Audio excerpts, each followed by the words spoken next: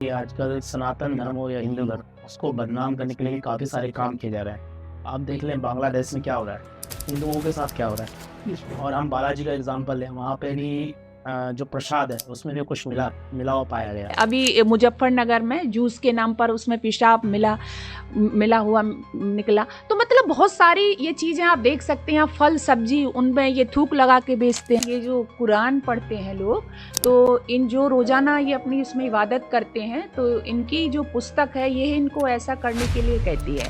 लिखा है भगवा चोला पहन लेते हैं और भीख मांगते हैं। जी, आपने देखा होगा। हाँ जी। कुछ तो ऐसे भी हैं जो अपराधी हैं। तो आज के इस वातावरण में जैसे हम देखें आजकल चोरी चकारी, बलात्कार, पता नहीं जैसी बहुत सारी कृतियाँ हो रही हैं। तो हम कैसे आज के इस वातावरण में बच्चों को तैयार कर सकते हैं। आज टीवी का प्रभाव हो रहा है, आज जो अश्लील गाने हैं सोशल उनका मीडिया का प्रभाव हो रहा है, सोशल मीडिया का प्रभाव हो रहा है। डाइवोर्स रेट बढ़ते जा रहे हैं, केसेस बढ़ते जा रहे हैं। तलाक हमारी संस्कृति का शब्द है ही नहीं, उर्दू का शब्द है। हमारी संस्कृति में कोई शब्द बना ही नहीं है तोड़ने के लिए। वृद्धा आश्रमों की संख्या बहुत ज्यादा बढ़ती जा रही है। Character is lost, nothing is lost. यानी चरित्र गया तो कुछ नहीं गया, जाने दो, इससे साधारण सी बात है। Health is lost, something is lost, but money is lost, everything is lost. आज ये हो गया, मनी चला गया तो सब कुछ चला गया। कि ईश्वर जो है हर तत्व में प्रधान है। तो जब ईश्वर हर तत्व में प्रधान है तो हमको गलत काम करने से रोकता क्यों नहीं है? क्या सनातन धर्म एक हिंदू धर्म है या जीवन जीने की खास राह भी है? वेदों में क्या पूजा पाठ के बारे में ही लिखा है या जीवन जीने के लिए एक सीख भी है?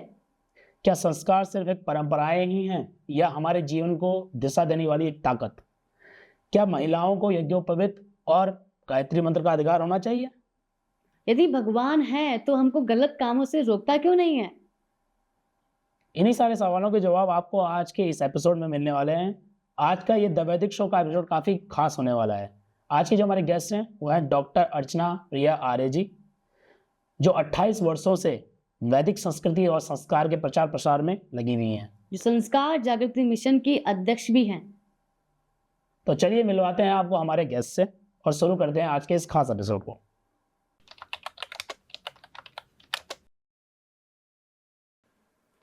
नमस्कार मैम, स्वागत है आपका द नमस्कार। वैदिक शो पॉडकास्ट में। नमस्कार। कैसे हैं आप? बिल्कुल बढ़िया। तो चलिए एक बहुत बड़े सवाल से शुरू करते हैं आज का एपिसोड।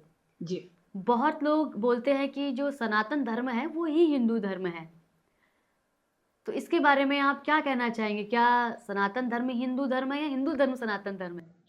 ये आपने बहुत अच्छा प्रश्न पूछा है। मैं भी कई बार पूछती हूँ लोगों से कि आपका धर्म क्या है, तो लोग कहते हैं सनातन धर्म। लेकिन मैं आपको बताना चाहूँगी, सनातन जो धर्म है, सनातन धर्म नहीं है। सनातन मतलब उम्र है, आयु जिसे बोलते हैं। जैसे अभी आपने मेरे से पूछा कि आपका नाम क्या है और मैं कहूँ कि 36 वर्ष, तो उसी तरह से सनातन जो है, सनातन का मतलब होता है पुराना। जैसे एक शब्द आपने सुना होगा, नवीन। नवीन का मतलब नया होता है, नूतन बोलते हैं जिसको, नया। और एक होता है पुरातन, यानी पुराना। और एक है ये बीच में सनातन। तो सनातन का मतलब है जो सदा से है। तो सदा से मतलब है कि जब से ये सृष्टि बनी, सृष्टि के रचने के बाद से जो धर्म है। तो सृष्टि की आयु हम माने लगभग 2 अरब वर्ष सृष्टि की आयु हो गई है। 1 अरब 96 करोड़ 8 लाख 53,125 वर्ष, यानी लगभग 2 अरब करोड़ सृष्टि की आयु है। तो तब से जो है, तब क्या था? तब केवल वेद थे, हमारे जो 4 वेद हैं, और वही धर्म था जिसको वैदिक धर्म कहते हैं। तो वैदिक धर्म कैसा है? सनातन, यानी सबसे पहले जो था। तो हमारा जो धर्म है वो है सनातन वैदिक धर्म, उसका जो पूरा नाम है। और जो हिंदू धर्म हम कहते हैं, इसका कहीं हमारे शास्त्रों और उसमें वर्णन नहीं है। हमारा सनातन वैदिक धर्म का ही नाम आता है जो पहले से है। शॉर्टकट में उसको सनातन धर्म कहने लगे और शॉर्टकट करके उसको हिंदू धर्म कहने लगे। तो सनातन वैदिक धर्म जो हमारा सबसे पहला है, पुराना है, और यही हमारे इसका नाम है। मैम, ऐसा भी देखा जा रहा है कि आजकल सनातन धर्म हो या हिंदू धर्म, उसको बदनाम करने के लिए काफ़ी सारे काम किए जा रहे हैं। आप देख लें बांग्लादेश में क्या हो रहा है, हिंदुओं के साथ क्या हो रहा है। और हम बालाजी का एग्जांपल लें, वहाँ पे भी जो प्रसाद है उसमें भी कुछ मिला हुआ पाया गया। तो ऐसा क्यों हो रहा है, और ऐसा हिंदू धर्म के साथ, सनातन धर्म के साथ ही क्यों हो रहा है? ये बिल्कुल सही कहा आपने, और ये इसलिए हो रहा है कि आपको पता ही है कि जो विधर्मी लोग हैं, दूसरे लोग हैं, और वो नहीं चाहते हमारा कि सनातन धर्म बचे या सनातन धर्म। और इसके लिए आपने देखा कि जब जब इनको मौका मिला है तब तब इन्होंने सनातन धर्म को हानि पहुंचाने की कोशिश की है और पहुंचाई है, क्योंकि इनकी गलती नहीं है। इनका जो धर्म ग्रंथ है, ये जो कुरान पढ़ते हैं लोग, तो इन जो रोज़ाना ये अपनी उसमें इबादत करते हैं, तो इनकी जो पुस्तक है ये इनको ऐसा करने के लिए कहती है। आप कुरान संख्या इनकी जो आयत है 29 सूरा तौबा, उसमें साफ लिखा है कि ए मोहम्मद पर ईमान न लाने वालों, ए अल्लाह की इबादत न करने वालों, तुम्हारे टुकड़े कर दिए जाएंगे, तुमको काट दिया जाएगा। कब काट दिया जाएगा? जब हमारी ज़्यादा संख्या होगी। तो हम आपको क्या लगता है कि जब कहीं कुरान की आयतें बोली जाती हैं या ये अपने मस्जिद में जाके ये कुरान पढ़ते हैं, तो हमें आपको क्या लगता है कि जैसे हम और आप प्रार्थना करते हैं, राम कृष्ण के भजन गाते हैं, भक्ति के भजन गाते हैं, तो ये भी ऐसे ही गा रहे होंगे, लेकिन इनका मकसद वो नहीं होता है। आपकी समझ में आया नहीं? तो इनको दिन रात जब ये पढ़ाया जाता है, तो इनको कहते हैं ना बहुत से लोग कि भाईचारे की भावना, तो भाईचारे हमारे अंदर तो है, क्योंकि हम क्या सीखते हैं, हमारे वेद शास्त्र हमको क्या सिखाते हैं? वसुधैव कुटुम्बकम, सारी वसुधा हमारा परिवार है, हमको यही पढ़ाया जाता है ना। हम क्या सीखते हैं? हम ये सीखते हैं संगच्छद्वम संबद्धद्वम समनु मनांसी जानतम, ये हमको सिखाया जाता है। सर्वे भवन्तु सुखिनः सर्वे सन्तु निरामया, ये हमको सिखाया जाता है। लेकिन इनको क्या सिखाया जाता है कि आपका उत्थान कब होगा? कि जब आप इनका कत्ल करोगे, मतलब हिंदुओं का, इनका मतलब काफिरों का। तो इन लोगों की ये सोच चल रही है। और बांग्लादेश में आपने बिल्कुल सही कहा कि आज लोग जो हिंदू लोग हैं उन पर किस तरह से अत्याचार हो रहा है। तो उसमें भी आपने देखा होगा, वहाँ ये कभी किसी के नहीं हुए।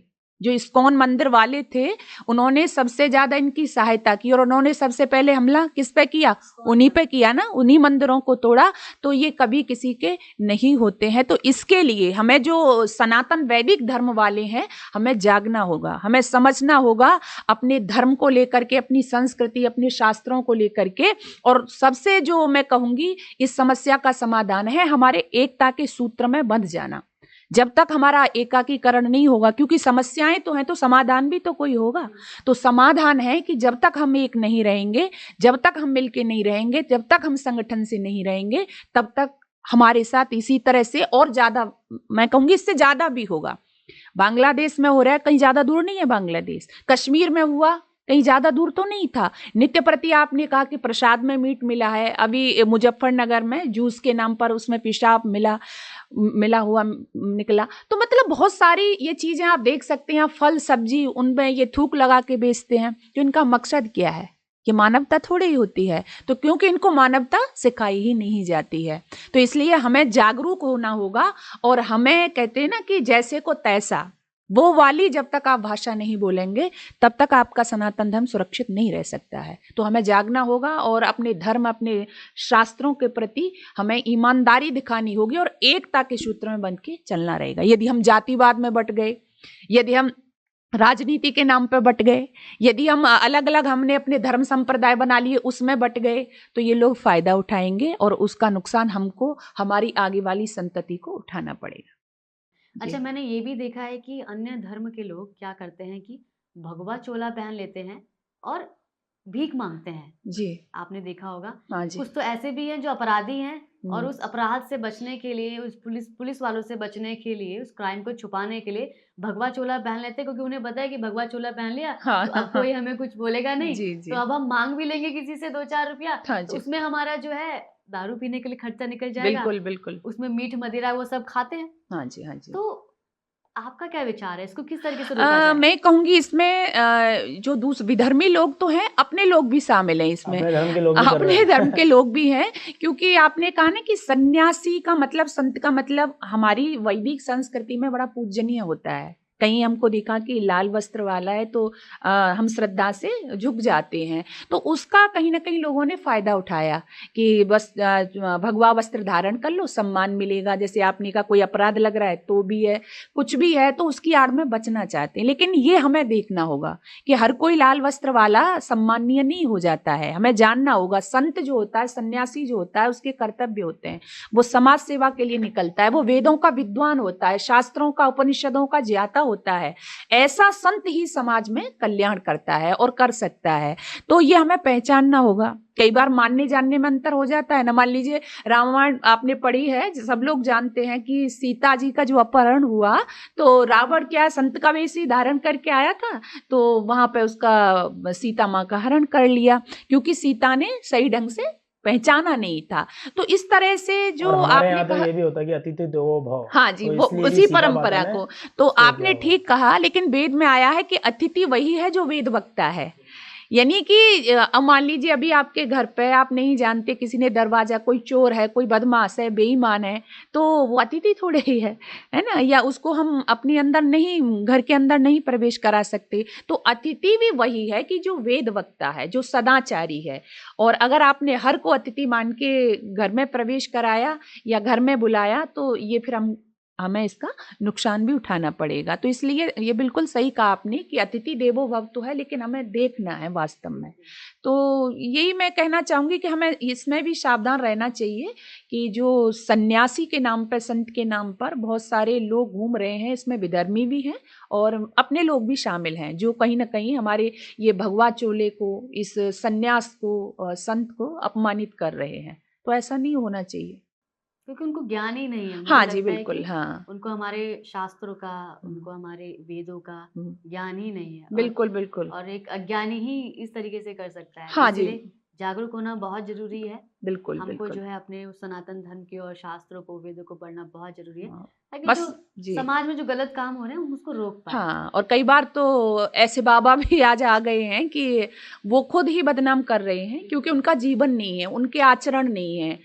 बस ज्ञान, आपने कहा ना कि ना वेद शास्त्रों का कोई ज्ञान नहीं, उनके ज्ञान के नाम पे उनमें केवल राम का नाम, रामा रामा हरे हरे बीड़ी पियो पड़े पड़े, मतलब इस तरह का हो रहा है कि बीड़ी पी रहे हैं, सुल्फा पी रहे हैं, भांग खा रहे हैं, शराब पी रहे हैं और बहुत गलत कामों में पकड़े भी जाते हैं। तो मुझे कई बार अपार वेदना भी होती है कि साधु संतों का देश, सन्यासियों का देश कभी प्रेम श्रद्धा से नतमस्तक हो जाते थे। तो ऐसा नहीं, आज भी हैं।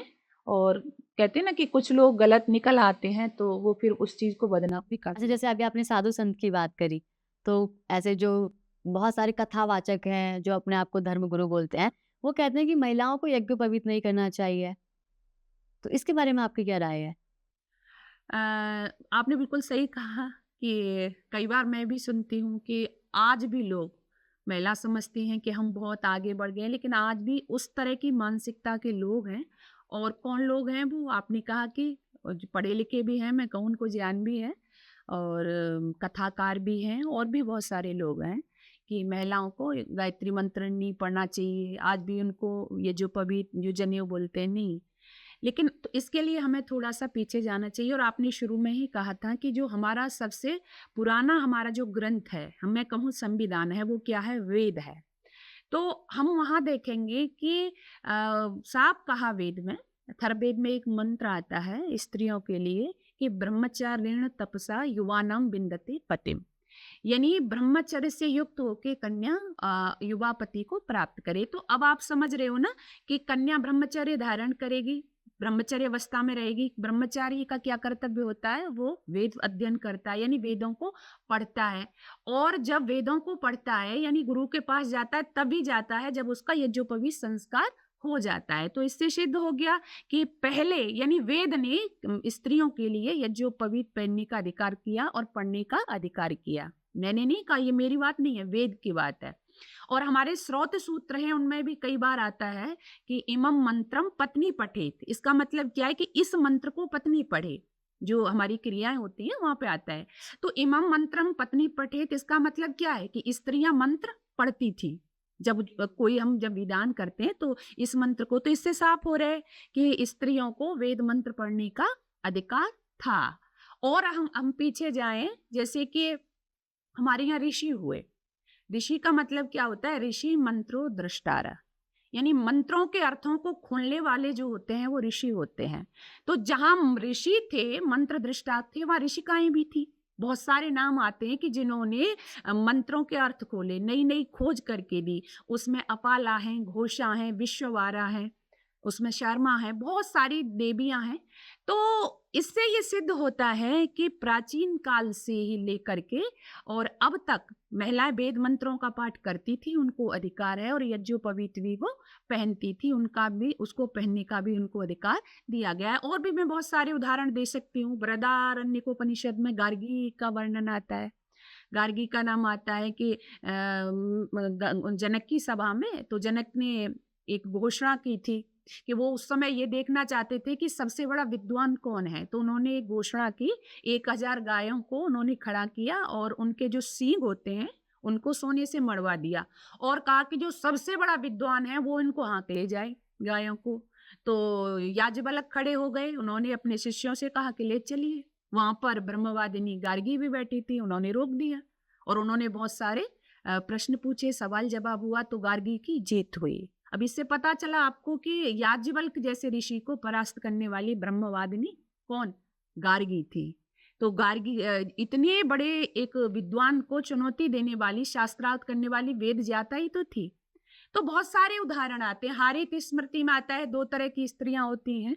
वहां पर कहा है कि उसमें कहा है एक ब्रह्मवादिन्या और दूसरी होती है बंधुआ।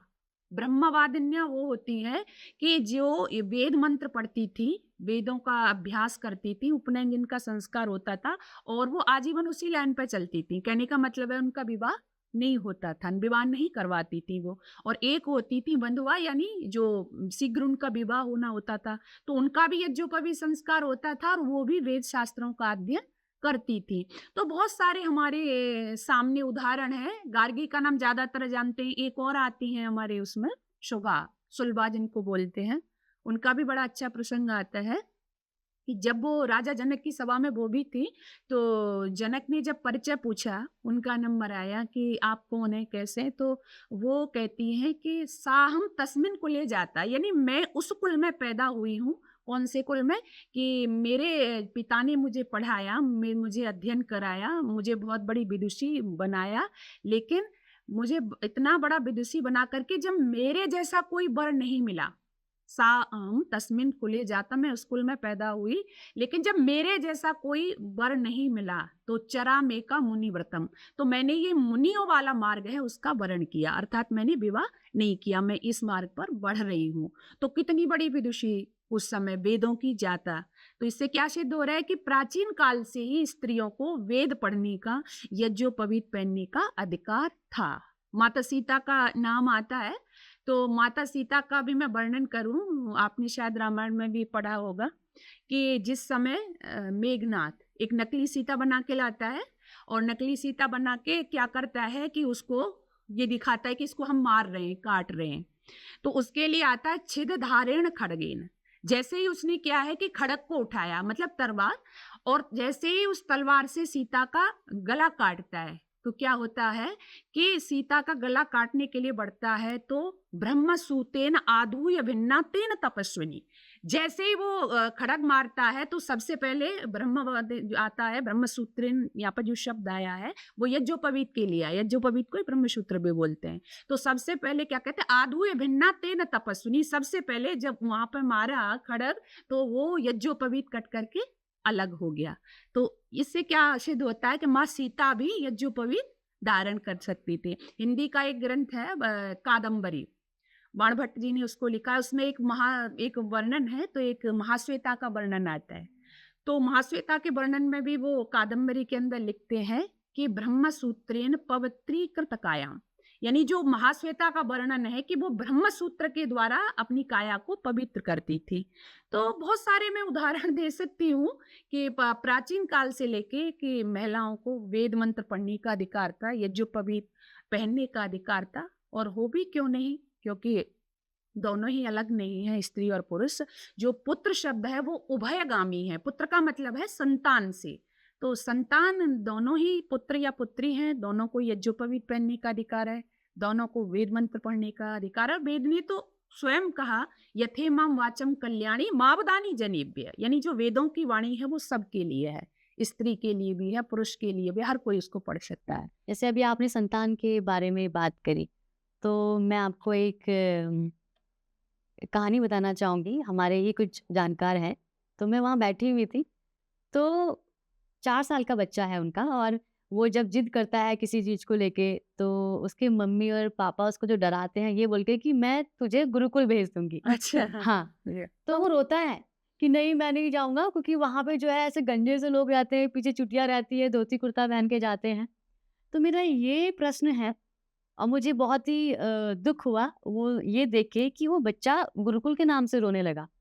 तो मैं ये जानना चाहूँगी आपसे कि आप क्या बताना चाहेंगे हमारे जो आज के माता-पिता हैं उनको, कि उनके बच्चे को एक श्रेष्ठ संस्कार देने के लिए, एक श्रेष्ठ बनाने के लिए उनकी क्या भूमिका होनी चाहिए? ये भी आपने बहुत समयानुकूल सवाल किया है। मैं कहूँ बच्चे के निर्माण में शतपथ ब्राह्मण में आता है कि 3 का योगदान रहता है। मातृमान, पितृमान, आचार्यवान, पुरुषो वेदः।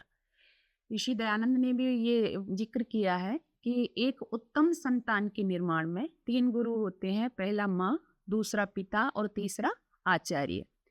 तो श्रेष्ठ बच्चे के निर्माण में सबसे पहली जो भूमिका, प्रमुख भूमिका है वो किसकी है? माँ की है। माँ जैसा चाहती है वैसा बच्चे का निर्माण वो कर सकती है। और यहाँ मैं एक बात और कहूँ कि माँ के लिए कहा, देखो 2 शब्द आते हैं, माँ और जननी। तो जननी तो हर कोई हो सकती है, जो संतान उत्पन्न करती है वो जननी है। उसमें जो जैसे कुतिया भी आ गई, सूरी भी आ गई, बिल्ली भी आ गई, कहने का भाव है वो भी प्रजनन करती है, वह भी बच्चों को जन्म देती है। लेकिन माँ के लिए कहा कि माता निर्मात्री भवती, जो निर्माण करती है वो कौन होती है? वो माँ होती है। और माँ कैसी होती थी? तो इसके लिए कहा प्रशस्ता धार्मिकी विद्यते माता यस्य स मातृमान, यानी जो प्रशस्ता है, धार्मिकी है, ऐसा जिसका बच्चा है वही मातृमान यानी माँ वाला है। तो माँ की विशेष जिम्मेदारी हुआ करती थी, और उसी जिम्मेदारी के साथ में माँ अपने बच्चे का निर्माण करती थी। इसके लिए बहुत सारी मैं चीज़ें कहूँ कि जैसे आपने संस्कारों की भी बात कही, तो 16 संस्कारों की प्रक्रिया है, तो उसमें गर्भाधान से लेकर के और पुंसवन, सीमंतवन, ये 3 संस्कार तो ऐसे हैं कि बच्चा जब गर्भ में होता है तभी उसके कर दिए जाते हैं। तो तब जब बच्चा गर्भ में रहता था तो माँ को क्या खाना है, क्या देखना है, कैसे बैठना है, क्या पढ़ना है, किससे मिलना है, ये सारी बातों का मैं ध्यान रखती थी। तो वो फिर जैसा चाहती थी बच्चा वैसा ही बनता था। तो बहुत सावधानी के साथ में हमारे यहाँ जो श्रेष्ठ संतानें हैं, आज तक हम नाम लेते हैं उनका, ये ऐसे ही तैयार की गई थी। तो पहली माँ की भूमिका और दूसरी पिता की भूमिका होती है।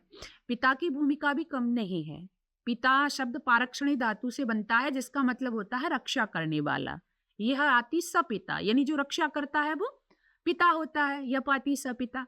तो रक्षा आर्थिक रूप से भी करता है वो, धार्मिक रूप से भी करता है वो, राजनीतिक रूप, मतलब हर तरह से करता है। लेकिन मैं जो आज देख रही हूँ वो केवल फाइनेंशियली तो पिता कर रहे हैं कि भाई बच्चे की जो इच्छाएं हैं, शौक हैं वो पूरी की जाए, लेकिन जो संस्कार हैं कहीं ना कहीं वो पिता नहीं दे पा रहे। और इसका कारण क्या है? क्योंकि उसके लिए पिता को भी तो तैयार होना होगा। भाई माँ की भूमिका है तो माँ को तो सही बनना होगा।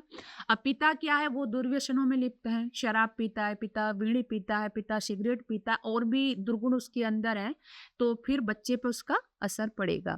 तो इसलिए बच्चे के निर्माण के लिए पिता को पहले क्या है? अपने को सही बनाना होगा, तब उस चीज का बच्चे पे भी प्रभाव पड़ेगा। तो दूसरी भूमिका पिता की है, और तीसरी भूमिका गुरु की, आचार्य की होती है। जैसे आपने कहा ना, तो आचार्य के पास भेजते थे तीसरे उसमें तो आचार्य की भी बहुत बड़ी भूमिका उसमें होती थी। और आचार्य के यहाँ पर तो ये कहा गया कि बच्चे का दूसरा जन्म होता है।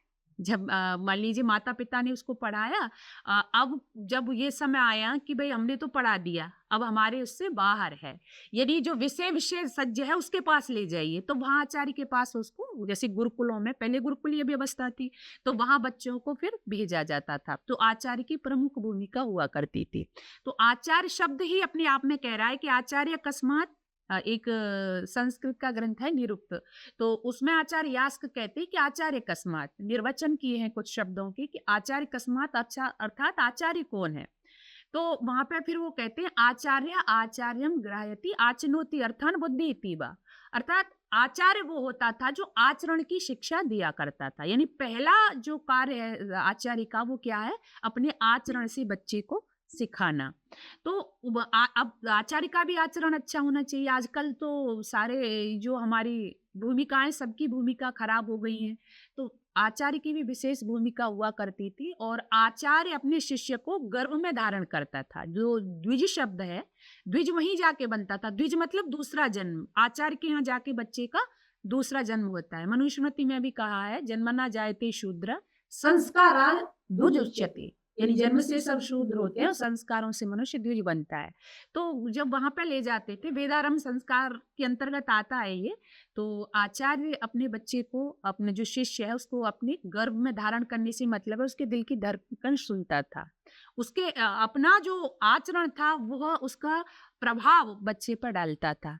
तो एक कुम्हार की तरह होता था, जैसे कुम्हार एक घड़े को, कच्चा घड़ा होता है और उसको अंदर सपोर्ट करता है और ऊपर से उसको पीटता है, जिससे घड़ा धीरे धीरे परिपक्व बनता है। तो ऐसे ही बच्चे के दुर्गुण देखता था, उनको हटाता था और सद्गुण उसमें देता था। तो ये आचार्य की भूमिका हुआ करती थी।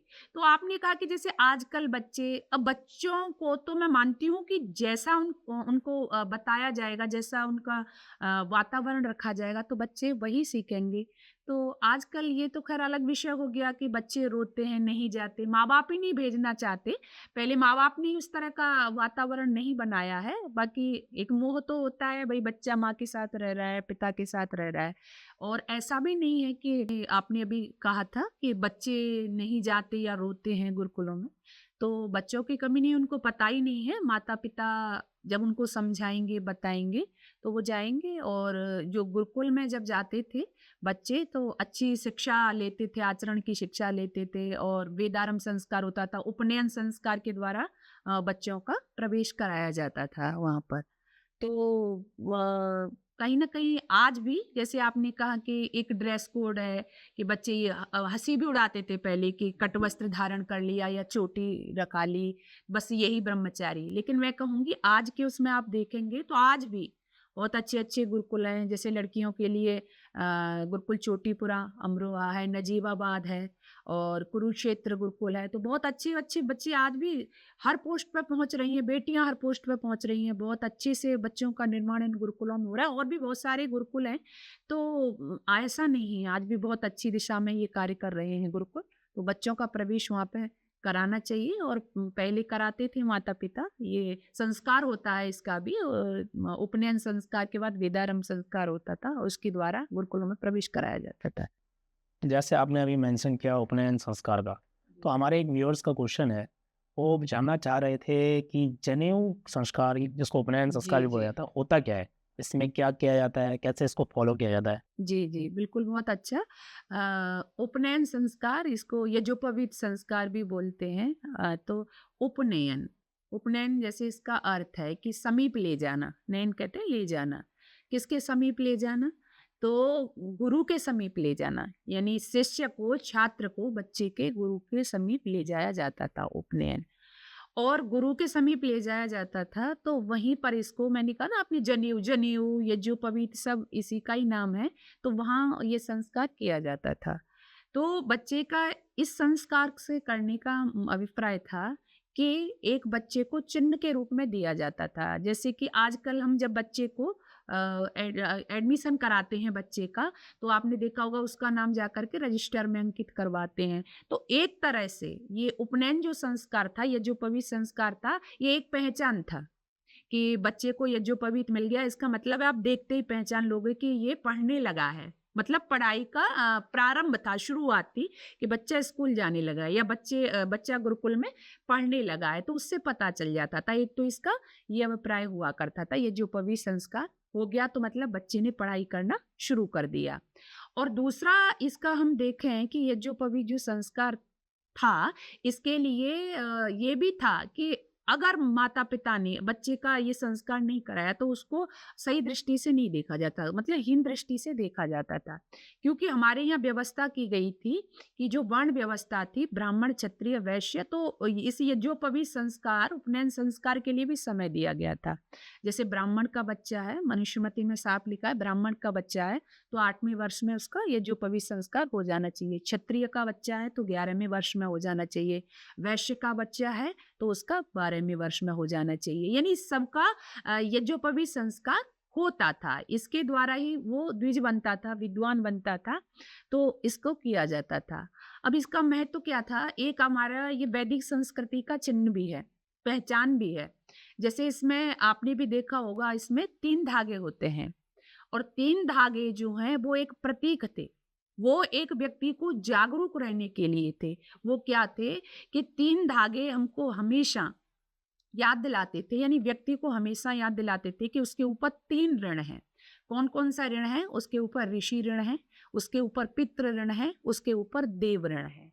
और इससे ये भी संकेत था, जैसे कि ऋषि ऋण है तो ऋषि ऋण को कैसे उतारा जा सकता है? तो सीधा था कि जब बच्चा ब्रह्मचर्य आश्रम में होता था, यानी गुरुकुल में पढ़ता था, तो वहां पर वेदाभ्यास करता था, वेदों का अध्ययन करता था, तो उसके द्वारा, क्योंकि गुरुकुल में जो पढ़ रहा है वो कौन क्या पढ़ रहा है? जो हमारे ऋषि महर्षियों ने हमको दिया है, तो हम उसको पढ़ के फिर हम यानी जो बच्चा पढ़ रहे हैं उस परंपरा को आगे बढ़ाएगा। तो इससे क्या है कि हम ऋषियों के ऋण को उतारने में कुछ प्रयास कर पाएंगे।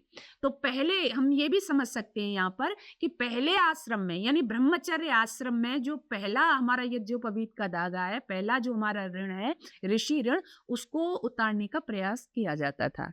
और दूसरा यज्ञोपवीत में जो धागा होता है उसका मतलब होता है पितृ ऋण। पितृ मतलब माता पिता का हमारे ऊपर ऋण है। ये प्रतिपल हमको एहसास कराता है वो धागा, क्योंकि वो साधारण धागा नहीं है। तो ये कैसे हो सकता है? तो ये गृहस्थ आश्रम में प्रवेश करके, क्योंकि अगर हमारे माता पिता नहीं होते तो हम होते नहीं होते। तो एक तो हमें उस परंपरा को आगे बढ़ाना है और दूसरा हमें योग्य संतति का निर्माण करके समाज को देना है। इससे क्या है, हम पितृ ऋण से उऋण होने का प्रयास कर पाएंगे।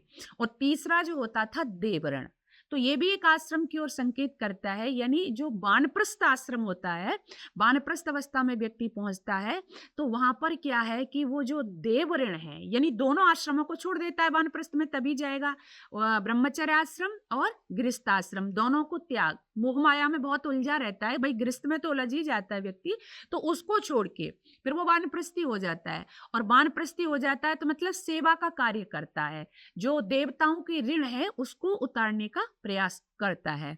तो ये 3 ऋण होते हैं। और चौथा जो सन्यासी होता है, इसलिए आपने देखा होगा जो संत होता है, सन्यासी होता है, वो जनेऊ नहीं पहनता, ये जो पवित्र धारण नहीं करता, क्योंकि वो इन तीनों ऋणों से मुक्त हो जाता है। और जब सन्यास वो लेता है तो हवन कुंड में उसको डाल दिया जाता है। तो इस तरह से ये 3 धागे जो हमें 3 ऋणों को याद दिलाते थे, व्यक्ति याद रखता था और उनको उतारने का प्रयास करता था। तो कुछ लाइन है, यज्ञोपवीत लेकर खुद को निहारना है, जीवन सुधारने का संकल्प धारना है, हर झूठ की तरफ से मुख अपना फेरना है, सच्चे व्रतों का पालन करने की प्रेरणा है, तप त्याग साधना को हरदम उभारना है, जीवन सुधारने का संकल्प धारना है। और उसमें जो 3 धागे होते हैं, समझो ये 3 ऋण हैं, कंधे पे 3 धागे, जो 3 धागे हैं, समझो ये 3 ऋण हैं, कंधे पे 3 धागे, जब तक है प्राण इनसे व्यक्ति कभी न भागे, भगवान को कभी ना दिल से विसारना है, जीवन सुधारने का संकल्प धारना है। तो ये यज्ञोपवीत संस्कार हुआ करता था और हमारी वैदिक संस्कृति का ये चिन्ह भी था। जैसे आपने पढ़ा होगा इतिहास के अंदर कि इसके लिए छोटे छोटे बच्चों ने अपने प्राण दे दी, अपनी जान दे दी, लेकिन यज्ञोपवीत नहीं दिया, है ना? दे सकते थे। मुझे लगता है कि शायद जो आज के बच्चे हैं उनको महत्व नहीं पता, तो उनके लिए कोई बड़ी बात थोड़ी है, वो तो उतार देंगे ना। लेकिन हकीकत राय से जब ये कहा गया कि यज्ञोपवीत दे दो, चोटी कटा दो, आप कह रहे थे ना क्या, तो बच्चे हंसते हैं, किसी के चोटी हो तो देखते हैं अच्छा उसकी चोटी है, लेकिन नहीं, क्योंकि हमने उन्हें समझाया नहीं कि ये हमारे चिन्ह हैं। तो हकीकत राय क्या कहता है कि मैं नहीं दूंगा। जब उससे कहा कि मुसलमान बन जाए, यही तो कहा था, 12 वर्ष का हकीकत राय की चोटी दे दे, अपना जनेऊ उतार दे, लेकिन उसने कहा नहीं दूंगा मैं, चाहे मेरी गर्दन को काट दो, गर्दन से उड़ा दो चाहे मेरी बोटी बोटी को, खंजर से उड़ा दो चाहे मेरी बोटी बोटी को, पर दूंगा नहीं चोटी को, मैं दूंगा नहीं चोटी को। तो चोटी का, इस जनेऊ का बहुत बड़ा महत्व था। तो मैं बात जनेऊ की ही कह रही हूँ। जैसा आपने कहा, जनेऊ, यज्ञोपवीत, उपनयन तीनों एक ही हैं, और ये इनका जो महत्व है, ये महत्व रखते थे। इनके बाद ही जो वेदारंभ संस्कार वो होता था कि शिष्य गुरु के पास में जाता था और तब वहां पे वो विद्याध्ययन करता था। मंत्र भी आता है, यज्ञोपवीतम परमम पवित्रम प्रजापतेर्य सहजम पुरस्तात्। ये बहुत ही पवित्र है, आयु को बढ़ाने वाला है और अपनी वैदिक संस्कृति का चिन्ह है। तो इसको यज्ञोपवीत संस्कार कहते हैं, उपनयन संस्कार होता है। संस्कार जो होता है वो किसी के व्यक्तित्व की दिशा भी तय करता है। तो आज के इस वातावरण में जैसे हम देखें आजकल चोरी चकारी, बलात्कार, पता नहीं जैसी बहुत सारी कृतियाएं हो रही हैं, तो हम कैसे आज के इस वातावरण में बच्चों को तैयार कर सकते हैं जिससे कि वो इन चीज़ों से प्रभावित ना हो, ये चीज़ें उन पे ना आए? बिल्कुल, बिल्कुल, बहुत अच्छा सवाल किया आपने। मैं भी देखती हूँ कि आजकल बहुत से लोग मुझे कहते हैं कि आज के समय में कैसे हो सकता है ऐसा? इतनी लूट-पाट, चोरी, डकैती और अत्याचार, व्यभिचार, मतलब ऐसा वातावरण जो है, तो आज कैसे हम ऐसे बच्चे बना सकते हैं? तो ठीक है, मैं ये मानती हूँ कि वातावरण का प्रभाव पड़ता है, ये मैं मानती हूँ, लेकिन ऐसा नहीं है कि नहीं हो सकता। मैं साथ ही साथ ये भी कहती हूँ, ऐसा नहीं है कि बच्चे नहीं बन सकते। जैसे आपने कुछ शब्द सुने होंगे, बुलेट प्रूफ होता है, वाटर प्रूफ होता है, सुने हैं ना आपने शब्द? तो इसका मतलब क्या होता है? बुलेट प्रूफ, वाटर प्रूफ, बम प्रूफ, ये होते हैं ना सब। बुलेट प्रूफ मतलब कि गोली नहीं हाँ, लगेगी, तो वाटर आपने प्रूफ देखा मतलब कि गिरा नहीं एक पाएगा। अगर सुई होती है ना, सुई, और सुई मनुष्य के लग जाए, व्यक्ति के लग जाए, तो क्या होता है? तिलमिला जाता है ना, अगर सुई लग गई। लेकिन वही व्यक्ति अगर क्या है, वो बुलेट प्रूफ है, तो फिर गोली भी उस पर असर नहीं करती है। क्यों नहीं करती? क्योंकि उसको बुलेट प्रूफ है। एक सेल देखा है आपने, थोड़ी सी नमी भी पा जाता है तो क्या हो जाता है? खराब हो जाता है। लेकिन उसी सेल को यदि आप पानी में डाल देते हो तो कुछ भी असर नहीं होता। क्यों नहीं होता? क्योंकि वो वाटर प्रूफ है। ऐसे ही व्यक्ति अगर बम प्रूफ पहन रखा है तो बम भी असर नहीं करता उस पर। तो क्यों नहीं करता? क्योंकि वाटर जो सेल है वो इसलिए नहीं उसको कुछ हुआ, ये वो इसलिए सील नहीं आई उस पर क्योंकि वो वाटर प्रूफ था। आप पर गोली का असर इसलिए नहीं हुआ, जबकि आप एक छोटी सी सुई से भी करा उठते। क्यों नहीं हुआ? क्योंकि आपने क्या पहन रखा था? क्या है आपके पास में? बुलेट प्रूफ है। लेकिन वही इंसान के बच्चे पे कहते हैं कि अरे कैसे कंट्रोल करें? आज टीवी का प्रभाव हो रहा है, आज जो अश्लील गाने हैं सोशल उनका मीडिया का प्रभाव है। प्रभाव हो रहा है, सोशल मीडिया का प्रभाव हो रहा है। क्यों हो रहा है? कि आपने प्रूफ नहीं बनाए। क्या प्रूफ? आपको हिंसा प्रूफ बनाना था, आपको सेक्स प्रूफ बनाना था, आपको ये जो वातावरण है इसके अकॉर्डिंग आपको बनाना था। और ये बनेंगे कैसे? संस्कारों के द्वारा। यदि आपने प्रूफ बना दिए होते, सेक्स प्रूफ बना दिया होता अपने बच्चों को, अगर हिंसा प्रूफ बना दिया होता आपके बच्चों को, तो आपके बच्चों पर इन चीज़ों का असर नहीं करता। जैसे मैंने कहा कि पहले की जो वाटर प्रूफ हो गया, वहाँ पानी का असर नहीं है, जो बम का असर नहीं है, बम प्रूफ हो गया। तो ऐसे ही हमें बनाना होगा। और बनेंगे कैसे? इस संस्कारों के द्वारा। यदि हम संस्कार दें अपने बच्चों को, अवश्य होगा, नहीं प्रभाव करेंगे ये चीज़ें। तो विशेष महत्व संस्कारों का है। आपने अपनी बातों में संस्कार वर्ड का यूज़ किया। हम जानना चाहेंगे कि हमारे दर्शकों के लिए कि संस्कार क्या होता है? जी, जी, बिल्कुल। संस्कार शब्द को मैं यूँ परिभाषित करूँ, संस्क्रियते अलंक्रियते शरीरार्द्रेण ससंस्कार है।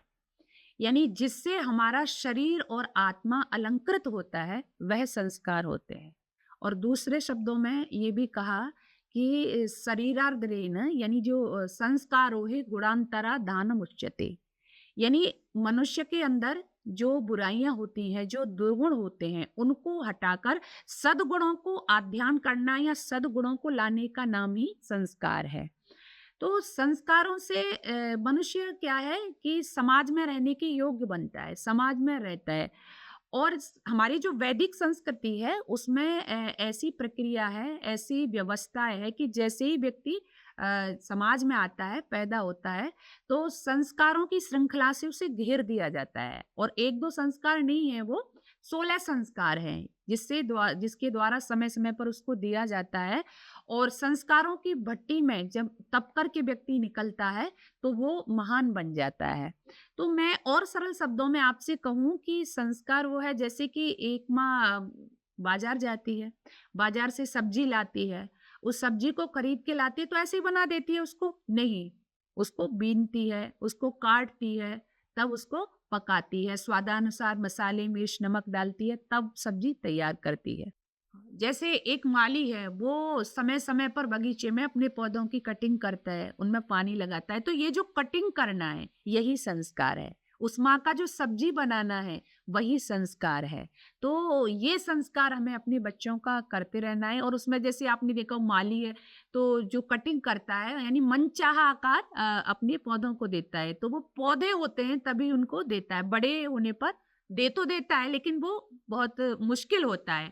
तो ऐसे ही हम अपने छोटे बच्चों को जिस दिशा में चाहते हैं, जो बनाना चाहते हैं, जो विचारधारा देना चाहते हैं, वो दे सकते हैं और बच्चे उसी दिशा में आगे बढ़ जाते हैं। तो समाज में रहने के योग्य जिसके द्वारा बच्चा बनता है, उसका नाम संस्कार है। और 16 संस्कार हैं, वो 1-2 नहीं है। मैंने शुरू में भी कहा था कि 3 संस्कार तो बच्चे का जन्म भी नहीं होता, माँ के गर्भ में रहता है, तभी वो कर दिए जाते हैं। तो ये इसे ही संस्कार कहते हैं। आज भी हमें अपने बच्चों के वो संस्कार करने चाहिए, समाज में आवश्यकता है। जो 16 संस्कार प्राचीन काल में माता-पिता करते थे, आज भी वो उतने ही प्रासंगिक हैं और करना चाहिए। जैसे आपने माता-पिता की बात करी, तो आजकल सबसे ज़्यादा जो प्रॉब्लम देखी जाती है, वो जो देखी जाती है गृहस्थ आश्रम में। गृहस्थ आश्रम में आजकल हम देख रहे हैं कि डाइवोर्स रेट बढ़ते जा रहे हैं, केसेस बढ़ते जा रहे हैं। तो आप क्या बोलना चाहेंगे इस बारे में? बिल्कुल, आपने सही कहा। मैं भी इस पर बहुत देखती हूँ, और कई बार मुझे वेदना भी होती है इस विषय में कि हमारे यहाँ इस भारतवर्ष में, हमारी वैदिक संस्कृति में जो विवाह था, उसका कितना पवित्र स्थान था। विवाह संस्कार में भी शामिल है कि विवाह संस्कार होता था। कितनी खुशी-खुशी दोनों एक-दूसरे से मिलते थे और गृहस्थाश्रम का संचालन होता था। तो आज ऐसा कैसे हो गया? तो मेरी जो समझ में आया कि हमारे यहाँ पर जो विवाह था उसका बड़ा महत्व था, क्योंकि आजकल हम हर चीज में पाश्चात्य की होड़ कर रहे हैं, पाश्चात्य की नकल कर रहे हैं। तो पाश्चात्य देशों में क्या होता है कि वहाँ विवाह नहीं होते, वहाँ कॉन्ट्रैक्ट मैरिज होता है, आपको पता होगा। यानी सुबह हुआ, शाम को टूट गया, शाम को हुआ, सुबह टूट गया, 1 हुआ, 2 हुआ, इस तरह से। लेकिन हमारे यहाँ जो विवाह है उसका विशेष महत्व था। कैसे महत्व था? विवाह का क्या मतलब होता था? 2 आत्माओं का मिलन। यानी हमारे यहाँ कहा जाता था कि शरीर 2 लेकिन आत्मा 1, और 2 आत्माओं का मिलन, वो विवाह होता था। तो इतना पवित्र बंधन ये होता था, लेकिन आज हम विदेशों की नकल पर है तो वो टूटता जा रहा है। और इसमें कहीं ना कहीं एक सम्मान की बात भी, जो मैं सोचती हूँ सम्मान की बात भी आती है। जैसे कई बार लोग कहते हैं कि वो तो बड़ा एक दूसरे से प्रेम करते थे, है ना, लेकिन ऐसा वहाँ क्यों हो गया? लेकिन हम प्यार जरूरी है, मैं ये नहीं कह रही, लेकिन प्यार के साथ साथ सम्मान होगा जिस रिश्ते में। आप सम्मान के साथ पूरा जीवन काट दोगे, लेकिन प्यार के साथ में नहीं काट सकते।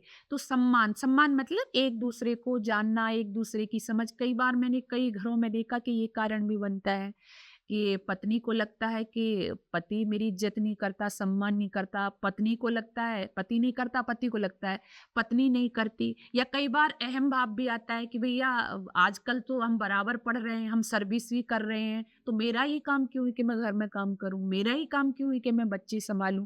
तो ये कारण भी कहीं ना कहीं हमारे जो परिवार टूट रहे हैं उसमें कारण बनता है। तो ये हमारी संस्कृति नहीं है। सबसे पहले तो मैं ये कहूंगी कि यहाँ तो एक नहीं बल्कि कितना 7 जन्मों की बात होती थी। मैं आज भी अपने पुरानी दादी आदि नानी से बात करती हूँ, तो वो कहती एक बार चुन लिया तो वो चुन लिया। और एक शब्द शायद आपने भी सुना होगा, यूँ कहते थे ना कि शादी गुड्डे गुड़ियों का खेल नहीं है। लेकिन आज तो खेल जैसा ही लग रहा है ना, आज तो बस 7 जन्मों की बात होती थी, आज 7 दिन भी मुझे लगता है कि नहीं ठहरती। तो कहीं न कहीं ये चीज़ है जो हमारे आज घरों में प्रवेश कर रही हैं। तो सबसे पहले तो मैं दोनों से ही ये कहना चाहती हूँ कि दोनों ही अपनी भूमिका समझें। गृहस्थ आश्रम में न कोई बड़ा है, न कोई छोटा है। दोनों बराबर है। जैसे कि एक रथ होता है और रथ को चलाने के लिए क्या है, 2 पहियों की आवश्यकता होती है और बराबर पहियों का बैलेंस नहीं होगा तो रथ नहीं चलेगा। तो जो गृहस्थ रूपी गाड़ी है, गृहस्थ रूपी जो रथ है, उसके पति पत्नी क्या है, 2 पहिए हैं। उसमें कोई बड़ा छोटा नहीं है। एक है घर का राजा, एक है घर की रानी। सदगृहस्थी बन जाए तो फिर कैसी परेशानी। और कैसा वेदों के उदाहरण भी हैं कि पति पत्नी का दिल मिले ऐसे, 2 नदियों का जल मिले जैसे। मंजिल पे जाने की यही है कहानी। फूलों की भांति पति पत्नी मिलके जीवन की राहों में चलें सदा मिलके। कर लो जी कर लो सफल जिंदगानी। सदगृहस्थी बन जाए तो फिर कैसी परेशानी। एक है घर का राजा, एक है घर की रानी। तो एक राजा है, बहुत एक सुंदर। रानी है, तो छोटा बड़ा तो कोई है नहीं। तो इस तरह की विचारधारा के साथ जब हम घर में चलेंगे आपस में मेल जोल से, तो ये नहीं होंगे तलाक। और तलाक हमारी संस्कृति का शब्द है ही नहीं, उर्दू का शब्द है। हमारी संस्कृति में कोई शब्द बना ही नहीं है तोड़ने के लिए। तो कुछ चीजों को हमें ध्यान में करना होगा। जैसा मैंने कहा कि एक दूसरे का हम सम्मान करें, अपनी वैदिक संस्कृति को समझें। हमारी पुरानी जो देवियां थी, दोनों तरफ से निभाया जाता था। भाई ऐसा थोड़ी है अपना पुरानी अपनी दादी नानी से बात करो, उनके जीवन में संघर्ष था, कष्ट भी आए उनके जीवन में। पति की तरफ से पत्नी को भी आए, पत्नी की तरफ से पति को भी आए। लेकिन एक विचार था, ये जुड़ गया रिश्ता तो जुड़ गया। और वही कारण था कि बच्चे फिर अच्छे तैयार होते थे। और जब आजकल ये भावना आ गई कि नहीं रहना ही नहीं है, क्योंकि मैंने देखा समस्याएं बहुत सारी हैं कि जहाँ पुरुष ड्रिंक कर रहे हैं, शराब पी रहे हैं, उधर आजकल माताएं बहनें भी उसमें फंस रही हैं। तो कहने का भाव है कि कहीं ना कहीं घर घर नहीं रहे हैं। जो हमारे घर हुआ करते थे, साधना स्थली इनको बोला जाता था, श्रेष्ठ संतानों का निर्माण जहाँ से होता था, आज वो नहीं रहे। आज घर में वो बहन बेटियां नहीं रही, आज वो देवी नहीं रही। मैं कई बार पूछती हूँ, कोई भाई मिलते हैं या सज्जन, बातचीत चलती है, तो मैं पूछती हूँ कि आपके घर में कौन है, तो कहते हैं मैडम है ना। तो देवी से मैडम उन्होंने शब्द, मैडम तो कर पहले दिया। आपने भी पता हुआ हमारे यहाँ क्या देवी देवता देवी। शब्द, कितने सुंदर शब्द थे। मैडम बिल्कुल। जो है एक बड़ी गाली है। तो हालांकि आजकल सब इसको ज्यादातर प्रयोग करते हैं कि मैडम जो शब्द है, जो वेश्यालय होते हैं यूरोप में, सबसे बड़ी उसकी जो स्वामिनी होती है, जो संचालिका होती है, उसको कहा जाता है। तो हम कितने आराम से इन शब्दों को, सब जगह चल रहा है आजकल। मैं कॉलेज में हूँ तो वहाँ लोग मैडम कहते हैं, सबको बोलते हैं एक दूसरे को, क्योंकि हमें अर्थ नहीं पता है उस चीज का और हम उसको बोलने में अपनी शान समझ रहे हैं। जैसे किसी बहन से बहन जी बोल दो तो क्या कहते हैं, मैं बहन जी दिखती हूँ। अभी कल ही चर्चा हो रही थी, तो मैंने कहा बहन तो बहुत अच्छा शब्द है। तो ऐसे ही आज हमारे घरों में भी मैडम हो गई है ना, सर मैडम। तो देवी देवता जो शब्द थे कितने अच्छे थे। एक पति अपनी पत्नी को देवी बोलता था, पत्नी देवता बोलती थी, देव बोलती थी। और पति पत्नी जहाँ होंगे, देवी देवता जहाँ होंगे, वहीं तो राम आएंगे, वहीं तो कृष्ण आएंगे, है ना, वहीं तो हनुमान आएंगे, वहीं तो शिवा आएंगे। तो ये सारी चीजें का असर पड़ता है। हमारी सारी क्रियाएं खराब हो गई, इसलिए हमको सिखाया भी नहीं गया। तो बेटियां भी आते ही यही उसके साथ में आती हैं, एक मन में मानसिकता लेके आती हैं कि अरे चलेगा तो चलेगा, नहीं तो छोड़ देंगे। या फिर जो, मैं ये भी नहीं कह सकती उधर जो पुरुष वर्ग है वो भी है कि सही है तो घर में रहेगी नहीं, छोड़ देंगे। हमारी वो मानसिकता नहीं होती है कि संबंध जुड़ गया है। और वो वाली जैसे आज भी मेरी दादी नानी बोलती है कि 7 जन्म तक निभाना है। तो कहीं ना कहीं इस सोच का भी बड़ा अंतर आया है। और तलाक जैसे केस आज जरा सी छोटी छोटी बातों पर लोग तलाक करते हैं और न्यायालयों में खड़े हुए। तो मैं ये मानती हूँ जी। जैसे अभी हमने माता पिताओं की बात कर ली, बच्चों की बात कर ली, ऐसे अभी आपने दादी नानी की बात करी, तो मैं ये जानना चाहूंगी कि भारत में वृद्धा आश्रमों की संख्या बहुत ज्यादा बढ़ती जा रही है, इसके पीछे क्या कारण हो सकता है? इसके पीछे भी संस्कार ही हैं। मैं संस्कारों की बात कर रही हूँ ना, इसके पीछे भी संस्कार ही हैं। काश हमने वो संस्कार दिए होते कि आज हमारे बच्चे हमको वृद्धाश्रम में न भेज रहे होते। मैं तो कहती हूँ कि एक समय था कि जब हमें इनको संस्कार देने चाहिए थे बच्चों को, उस समय हम व्यस्त थे, हमारे पास समय नहीं था। मैंने खुद देखा है माता पिताओं को, उनके पास समय नहीं है। बच्चे आया कि गोद में पल रहे हैं, बच्चों के लिए समय नहीं है। फिर जब एक समय आता है वो बड़े होते हैं बच्चे और उधर माता पिता वृद्ध हो जाते हैं, तो उन्हीं बच्चों पे उनके लिए समय नहीं होता, क्योंकि उन बच्चों ने स्नेह पाया ही नहीं है ना, उन बच्चों में ममत्व तो है ही नहीं। अगर माँ की गोदी में वो पले बड़े होते तो वो जानते कि प्यार क्या होता है, उनका जीवन भी प्यार से भरा लबालब कटोरे की तरफ होता है और वही बांटते फिर वो उसको। तो नीरसता उनके जीवन में आ जाती है और वो हम सिखा ही नहीं पाते कि जैसे पहले हमारे यहाँ संयुक्त परिवार हुआ करते थे, तो उसमें बच्चे देखते थे कि किस तरह से हमारी माँ, हमारी जो दादी है उनका सम्मान करती हैं या मेरे पिता बाबा का सम्मान करते हैं, तो वो प्रभाव उन बच्चों पर पड़ता था। आज अकेले एकल फैमिली परिवार हो रहे हैं, तो बच्चे देख ही नहीं रहे हैं कि किस तरह से हमें अपने दादा बाबा का, अपने माता पिता का सम्मान करना है। तो इसी कारण मैं देख रही हूँ कि उनके जो सम्मान वाले संस्कार हैं उनके जीवन में नहीं आ रहे हैं। और आज वृद्धाश्रम में ऐसा नहीं है कि वो माता पिता हैं जिनके बच्चे नहीं है, जिनका बेटा नहीं है, बेटी नहीं है। मैंने खुद देखा है वृद्धाश्रम में बड़े बड़े अधिकारी जो हैं उनके माँ बाप हैं। क्यों? क्योंकि उनके पास समय नहीं है अपने माता पिता को देने के लिए। तो कहीं ना कहीं हम इसके पीछे जिम्मेदार हैं, हमसे मतलब माता पिता जिम्मेदार हैं। उस समय उनको लग रहा था कि धन ही सब कुछ है, और कहीं कहीं बड़ी बुरी स्थिति होती है, पिता भी जा रहे हैं कमाने, माँ भी जा रही है कमाने। तो कमाना अपनी जगह ठीक है, लेकिन जो अपनी एक जिम्मेदारी है उसको भी निभाना चाहिए था। तो उस समय ये था कि दौलत की भूख ऐसी लगी, कमाने निकल गए, दौलत मिली हाथ से, रिश्ते निकल गए, बच्चों के साथ रहने की फुर्सत न मिल सकी, फुर्सत मिली तो बच्चे कमाने निकल गए। तो वही बच्चे जो कमाने निकल गए ना, ऐसे ही बच्चों के माता पिता फिर कहाँ है? वृद्धाश्रम में है, वो वृद्धाश्रम में व्यवस्थित है। तो अपार वेदना होती है मुझे कि रामकृष्ण के देश में, श्रवण कुमार के देश में माता पिता बोझ प्रतीत होने लगे संतानों को, वो वृद्धाश्रम में चले जाएं, तो शायद इससे ज्यादा लज्जा की बात कोई हो नहीं सकती है। तो हमें फिर से अपने संस्कारों पर ध्यान देना होगा, किस तरह से अपने बड़ों का सम्मान किया जाता है, माता पिता की जीवन में क्या भूमिका होती है, किस तरह से एक माँ अपने बच्चे को पालती है, क्या उसका दायित्व होता है। माँ देवी होती है, पिता देवता होता है। काश हमने अपने बच्चों को ये समझाया होता तो आज वृद्धाश्रम जो खुले हैं जगह जगह, इसकी नौबत नहीं आती। एक कहावत भी बोली जाती है कि माँ है तो जहान है, कहते हैं ना, भाई मरे बल घटे। ये जो कहावत है ज्यादातर चलती है, भाई मरे बल घटे, बाप मरे छत जाए, जो कहीं मरेगी माँ तो जग सूना कर जाए। तो बहुत बड़ी देवी है माँ। तो वो माँ, मुझे समझ में नहीं आता कि उस माँ को कैसे बच्चे वृद्धाश्रम में भेज सकते हैं। और भी घटना है, आपने तो वृद्धाश्रम की ही बात कही, आप नित्य प्रति कोई ना कोई घटना न्यूज में आप देख सकते हैं, पेपर्स में आते हैं। इससे भी बुरी घटना मैंने पढ़ती हूँ कि कई बार माता पिता को मार दिया जाता है। कई बार कुछ वीडियोज भी देखती हूँ, दिल बड़ा दुखी होता है कि कुछ करने लायक नहीं है, बेचारा बूढ़ा पिता है या माँ बूढ़ी है तो बहू उसको पीट रही है या बेटा उसको पीट रहा है, उसको समय से भोजन नहीं दे रहे हैं।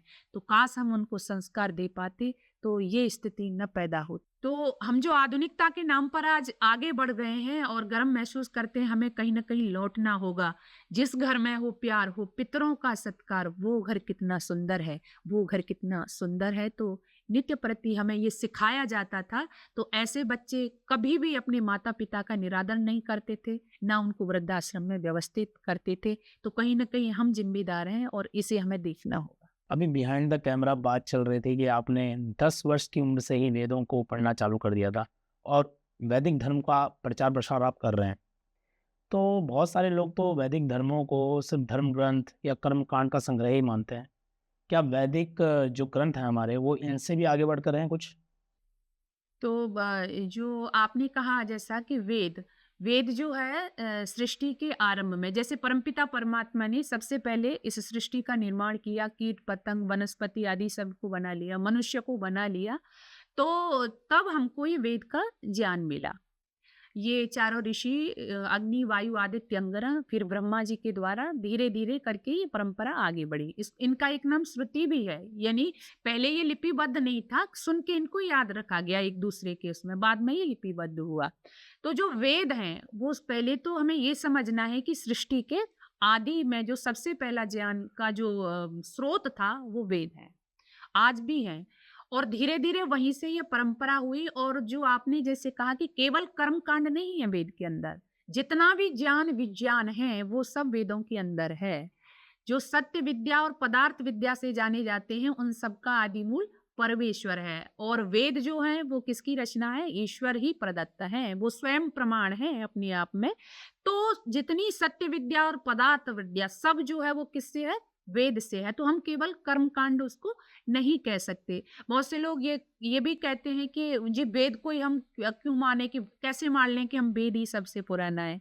तो सृष्टि की आयु लगभग 2 अरब वर्ष हो चुकी है, तो हमारे वेद भी उतने ही पुराने हैं, क्योंकि जब हमारी सृष्टि का निर्माण हुआ, सृष्टि को बनाया, तभी हमको वेद का ज्ञान मिला।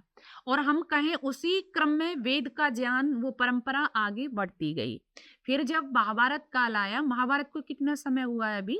लगभग 5200 वर्ष हुए हैं। तो उसके बाद में जो जितने भी हमारे मतावलंबियों ने जो अपने अपने धर्म ग्रंथ मानना शुरू किया, मान लीजिए सबसे जो ये जो धर्म ग्रंथ है पुराना अगर मैं कहूँ तो वो जिंदावस्था है।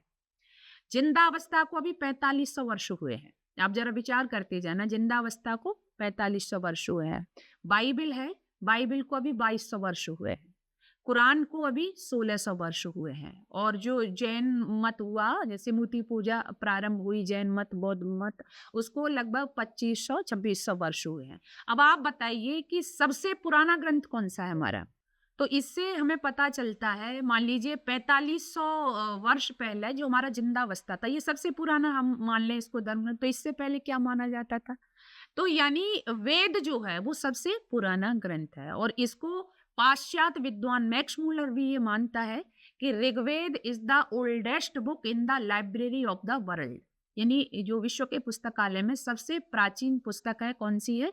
वेद है। तो वेद सबसे पुराना है और जितना भी ज्ञान विज्ञान है वो वेद के अंदर है, वेद से ही सारा निकल के आ रहा है। हम ये कहें कि जैसे सूर्य है, सूर्य यदि न होता तो हम ये लाइटें जलाते हैं, हम लालटेन जलाते हैं, हम दीपक जलाते हैं, हम मोमबत्ती जलाते हैं, उस सब में प्रकाश किसका है?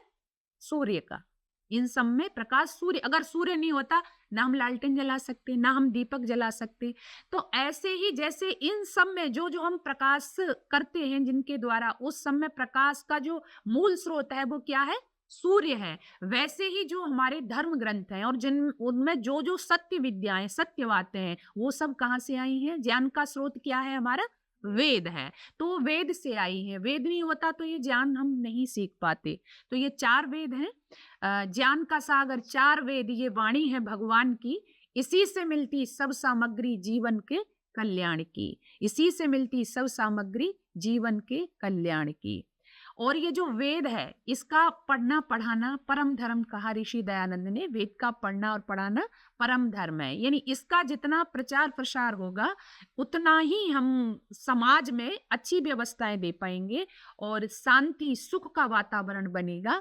तो वेद का पढ़ना पढ़ाना प्राचीन काल से होता आया था और आज भी। आज तो मैं कहूँ कि हम बच्चों को कर पढ़ाना ही नहीं चाहते। बहुत से बच्चे नाम ही नहीं जानते कि वेद क्या होता है।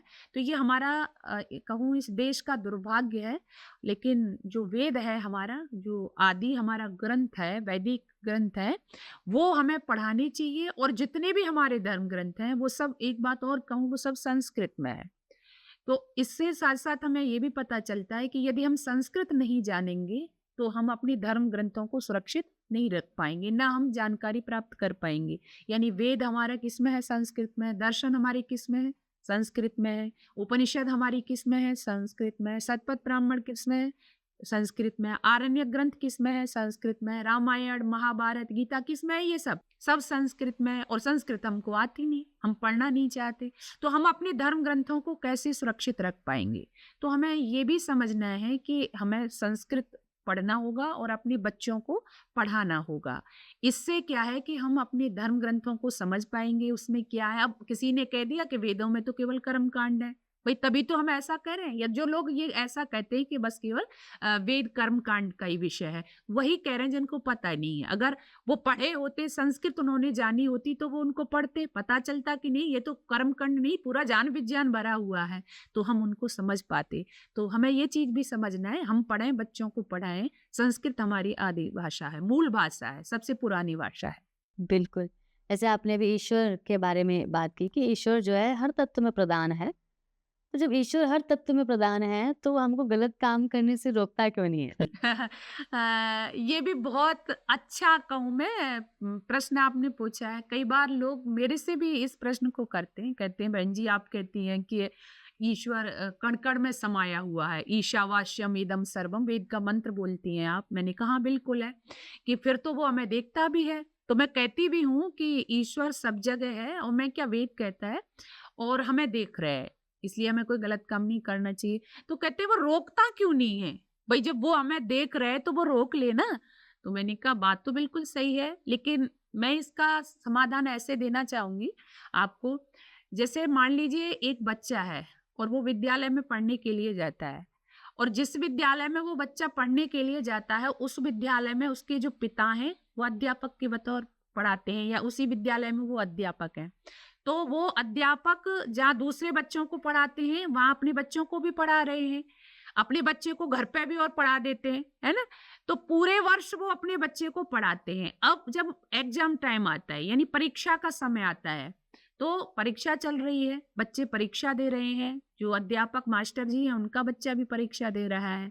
अब परीक्षा का आपने देखा होगा, जब परीक्षा होती है तो जब जो परीक्षक होता है, कक्ष निरीक्षक होता है, वो क्या है, निरीक्षण करता है, घूमता है कमरे में, राउंड लेता है।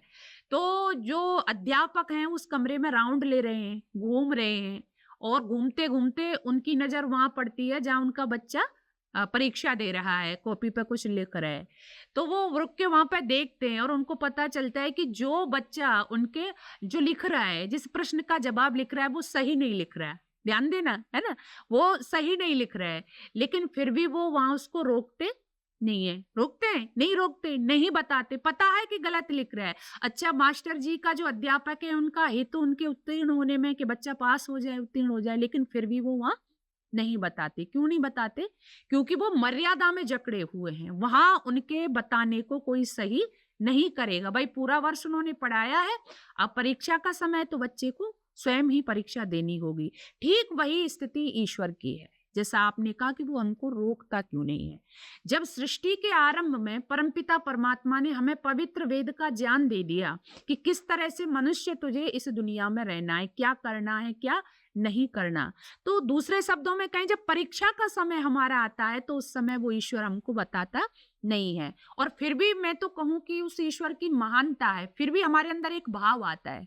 जैसे कि जब हम गलत काम करने जाते हैं तो फिर भी ईश्वर की प्रेरणा हमारे अंदर होती है। गलत काम करते हैं तो हमारे अंदर क्या आता है, निंदा, भय, शंका, लज्जा, ये उत्पन्न करता है वो हमारे अंदर, यानी हमें रोकता है। और अच्छा काम करते हैं तो उत्साह और हर्ष हमारे अंदर आता है। लेकिन फिर भी यदि हम नहीं मानते तो जीव जो है कर्म करने में स्वतंत्र है, ये तो आपको पता है ना। उसका जो मन होता है वो कर्म करता है, अच्छा मन होता है अच्छा करता है, बुरा होता है तो बुरा कर्म करता है। और फिर ईश्वर उसी आधार पर हमें उसका फल देता है। पक्तारम पक्व पुनराविशाति, यानी हम जैसा पकाते हैं वैसा हमको प्राप्त होता है। तो इसलिए जो आपने सवाल किया उसका जवाब यही है कि वह परमपिता परमात्मा नहीं बताता है। और ये बताना ही मैं तो कहूंगी कि बुरे काम से रोकता है। हमारे अंदर गलत काम करने जब हम कोई चलते हैं तो हमें कोई देख तो नहीं रहा, शंका होती है ना, लज्जा भी आती है, तो ये बताना ही है एक तरह से। लेकिन फिर भी मनुष्य नहीं मानता। अच्छा काम करते हैं उत्साह आता है, हर्ष आता है, तो ये बताना ही है हमें। तो हमें अवश्य ही ये समझना चाहिए, वो तो पिता है, अवश्य पिता है, पिताओं का भी पिता है। मैम, आप भगवान श्री कृष्ण की जन्मभूमि मथुरा से बिलोंग करती हैं और आपका जन्म भी वहीं पे हुआ है। तो हमारा तो सौभाग्य है कि हम इस एपिसोड में आपके साथ सनातन धर्म के ऊपर चर्चा कर पा रहे हैं।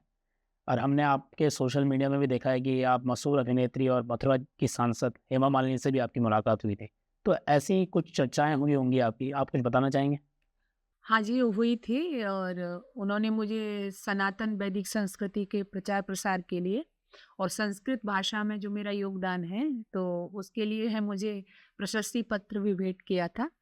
तो अच्छा लगा और उनका था कि हमारी जो संस्कृत भाषा है, इसकी प्रचार प्रसार में हमें ज़्यादा से ज़्यादा अपना समय देना चाहिए और उनका था कि आप कर रही हैं बहुत अच्छा है, संस्कृत का प्रचार प्रसार होना चाहिए। जैसे मैंने अभी कहा था कि हमारे सारे धर्म ग्रंथ संस्कृत में, तो संस्कृत भाषा को लेकर के मेरी उनसे बात हुई थी, तो वो चाह रही थी कि इस तरह से ही आगे आप काम करती रहें और हमारी संस्कृत भाषा का प्रचार प्रसार आगे बढ़ता रहे। तो यही मेरा विषय ज़्यादा रहा था उनके सब्जेक्ट। इस एपिसोड का अंतिम प्रश्न पूछना चाहूंगी कि आप हमारे व्यूअर्स को क्या मैसेज देना चाहेंगी? जी। मेरा उद्देश्य है कि हम एक ऐसी समाज का निर्माण करें जिसमें सभी संस्कार युक्त हों, संस्कार युक्त बच्चे हों, हमारे घर परिवार संस्कार युक्त हों। आज जो वृद्धाश्रम हो रहे हैं ये सब न हो, तलाक जैसी ये जो आज घटनाएं हो रही हैं ये न हो, यानी एक स्वर्ग जैसा वातावरण हो हमारे परिवारों में। और ये कब होगा कि जब हम अपने घरों में खुद हम संस्कार युक्त होंगे और अपनी संतान को संस्कार युक्त बनाएंगे, उनको चरित्रवान बनाएंगे, उनको धैर्यवान बनाएंगे, उनको आचार्यवान बनाएंगे। तो मैं यही मैसेज करना चाहती हूँ कि कुछ कहावत के साथ में पहले भी यहाँ पे सिखाया जाता था, अपनी संतानों से कहा जाता था, माता पिता आजकल अंग्रेजी वाले लोग ज़्यादा हैं तो अंग्रेजी में ही ये कहावत हुआ करती थी। पहले लोग कहते थे अपने बच्चों से कि money is lost nothing is lost. ऐसा मैं इसलिए कह रही हूँ कि आज हमें मनी मनी यानी धन ही धन दिखाई दे रहा है और बिगाड़ का कारण भी यही है। तो पहले माता पिता कहते थे कि money is lost nothing is lost, health is lost something is lost, बस character is lost everything is lost. यानी धन चला गया तो कुछ नहीं गया जाने दो, स्वास्थ्य चला गया हेल्थ इज लॉस्ट तो कुछ चला गया, but character is lost everything is lost. लेकिन आज उल्टा हो गया, आज क्या लोगों ने रख लिया कि character is lost nothing is lost, यानी चरित्र गया तो कुछ नहीं गया जाने दो, इससे साधारण सी बात है। Health is lost something is lost, but money is lost everything everything is lost. आज ये हो गया, मनी चला गया तो सब कुछ चला गया। और यही कारण है कि आप देखिए कोई दिन बाकी नहीं जाता समाज में जो होना चाहिए था चरित्रवान बच्चे, चरित्रवान व्यक्तियों की कमी है। तो मैं यही मैसेज करना चाहती हूँ कि मनी, ये जो धन है इसको कमाना कोई बड़ी बात नहीं है। पहले हमारे यहाँ कहा जाता था कि हाथ पैर का ये मैल होता है, हाथों का मैल होता है। तो जो चरित्रवान है वो दुनिया में सबसे बड़ा है, चरित्रवान से हर कोई डरता है। तो यही मेरा मैसेज है कि हम अपने बच्चे को संस्कारवान, चरित्रवान, आचारवान बनाएं और एक श्रेष्ठ समाज का निर्माण करें, जिस समाज में राम आए, कृष्ण आए, हनुमान आए, अपाला गोसा जैसी ऋषिकाएं, देवियां, गार्गी जैसी विदुषी ब्रह्मवादिनी देवियां फिर से पैदा हों। मैं यही करना चाहती हूँ, यही मेरा प्रयास है। बहुत बहुत धन्यवाद, बहुत अच्छा लगा आपसे मिलके और जिस प्रयास में आप लगी हुई हैं, हम आशा करते हैं कि आप तरक्की करते रहें और आपका जो प्रयास है वो शिखर तक पहुंचे। बहुत बहुत धन्यवाद, आपका भी बहुत बहुत। आज का ये एपिसोड आपको कैसा लगा हमारे कमेंट बॉक्स में लिखकर जरूर बताएं, क्योंकि आज के इस एपिसोड से हमको बहुत कुछ जानने के लिए मिला। अगर आप इसी तरीके से हमारे एपिसोड्स को लाइक करते रहेंगे, शेयर करते रहेंगे और हमारे यूट्यूब चैनल को सब्सक्राइब करते रहेंगे, तभी हम आपके लिए ऐसे वैल्यूबल कंटेंट लेकर आते रहेंगे जिससे कि आप बहुत कुछ सीखें और अपनी लाइफ को बैलेंस कर पाएं। अगर आपने द वैदिक शो को अभी तक सब्सक्राइब नहीं किया है तो सब्सक्राइब कर लीजिए and press the bell icon, जिससे कि आप हमारे साथ जुड़े रहें और इस तरह के कंटेंट को देखते रहें। अगर अभी तक आपने हमारा इंस्टाग्राम पेज को फॉलो नहीं किया है तो जल्दी से फॉलो कर लीजिए, क्योंकि वहाँ पर आपको हमारे लॉन्ग वर्जन का शॉर्ट वर्जन मिलने वाला है, जिससे आप छोटे छोटे वीडियोस के माध्यम से बहुत कुछ जान पाएंगे। फिर मुलाकात होगी आपसे एक नए एपिसोड में एक नए एक्सपर्ट के साथ। तब तक के लिए नमस्कार।